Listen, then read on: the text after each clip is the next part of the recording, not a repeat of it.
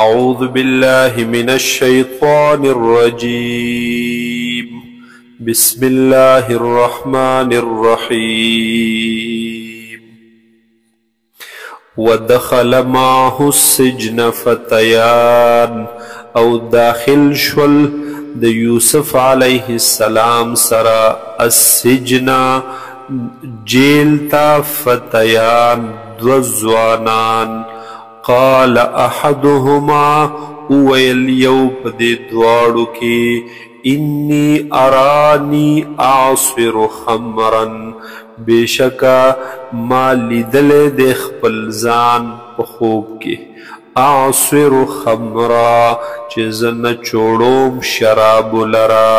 وقال الاخر او اویل دی بل ځوان دی بل ملګری انی ارانی بیشک ما لیدل د خپل ځان احمل فوق رأسی خبزا چې ما اوچتی کړي دي د پاسه د سر خپل خبزا روټۍ تأکل الطیر منه چې خوري مارغان د هغینا.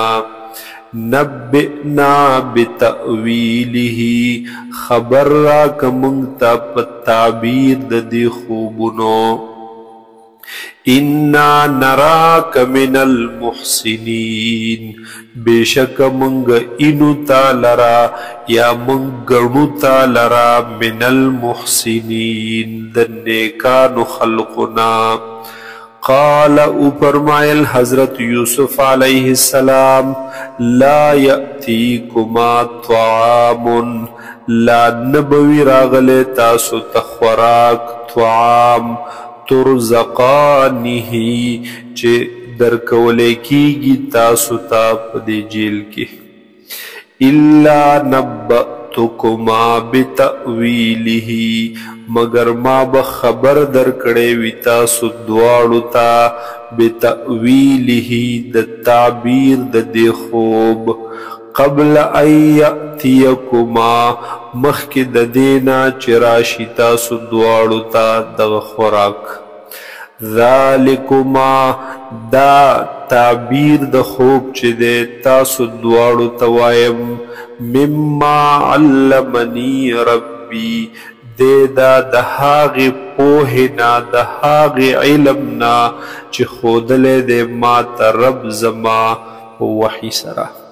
انی ترکت ملت قوم بیشکا ما پر خودلے دے دین د قوم هاغی لا یؤمنون باللہ چه هاغی ایمان نروڑی پا اللہ باندے وهم بالآخرت هم کافرون او دوی د اخرتنا انکار کون کی دی پا اخرت باندې کفر کون کی دی. واتبعت ملت آبائی او ما تابداری کړی دا د دین د مشران خپلو ابراهیم و اسحاق و یعقوب چې هغه مشران زما دی ابراهیم علیه السلام اسحاق علیه السلام او یعقوب علیه السلام. ما کان لنا جائز ندی زمونگ د پارا یا تصور نشی کېدلې زمونگنا ان نشرک باللہ من شیء چی مونگ شریک کو د اللہ تعالی سره سیز لرا. ذالکا دا عقیدہ د توحید چی دا من فضل اللہ علینا دا دے فضل دا اللہ پا منگ باندے وعلی الناس او پا خلق باندے ولیکن اکثر الناس لا یشکرون لیکن اکثر دا خلقنا دیر دا خلقنا حقی شکر نو باسی. یا صاحبی السجن اے زما ملگرو د جیل ارباب متفرقون آیا خدایان جدا جدا خدایان مختلف چې بعضې د ګټو دي، بعضې د اوسپنې دي، بعضې د لرګي دي، بعضې د خاورو نه جوړ دي، بعضې د سنه، بعضې د سنه. ارباب متفرقون، آیا خدایان مختلف خیر غردی ام الله الواحد القهار، کنا الله چې یک یو دی او غالب دی، زورور ذات دی. ما تعبدون من دونه، تاسو عبادت نکوي بغیر د دغه الله نا، الا اسماء مگر تشد نمونو، سمیتموها انتم چکی خودلی دی دا نمونا دغی سیزونو لرتاسو، و آباؤکم او مشرانو پلارانو استاسو، ما انزل الله بها من سلطان، ندے نازل کرے اللہ تعالی بها پا معبودیت دغی سیزونو، من سلطان صد دلیل، نپی نقلی دلیل شتا نپی عقلی دلیل شتا. ان الحکم الا للہ، ندے حکم مگر دے خاص اللہ لرا، فیصلہ صرف دا اللہ پا اختیار کی دا، حاکمیت اعلی دا صرف دا اللہ دا پارا دے.